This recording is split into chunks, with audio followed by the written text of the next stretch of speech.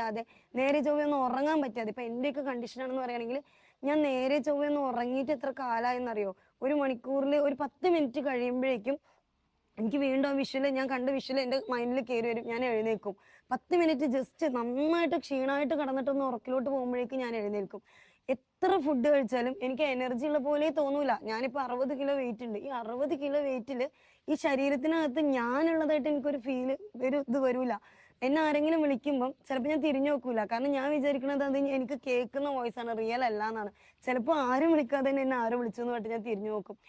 അങ്ങനെ ഭയങ്കര ഇൻസെക്യൂർ ആയിട്ട് ഒന്ന് ഇരുട്ടാവുന്ന സമയത്ത് എന്നെ ആരോ അറ്റാക്ക് ചെയ്യാൻ വരുമോ എന്നുള്ള തോട്ട് വരിക. നമുക്ക് നമ്മുടെ പാർട്ട്ണറുടെ കൂടെ പോലും മര്യാദയ്ക്ക് ജീവിക്കാൻ സാധിക്കാത്തൊരു അവസ്ഥ വരിക. എത്ര ക്രൂവലാണെന്ന് അറിയാൻ പറ്റുമോ? ആരുടെയൊക്കെയോ മാനസിക വൈകല്യങ്ങൾക്ക് ഒരു തെറ്റും ചെയ്യാത്ത ആൾക്കാർ സഫർ ചെയ്യുക, അതിനെ നിങ്ങൾ എന്റർടൈൻ ചെയ്യുന്ന ഒരു പരിപാടി ശരിക്കും ഇത് ചെയ്യാൻ പാടില്ല. അത് മാത്രമല്ല, ഒരു പെൺകുട്ടി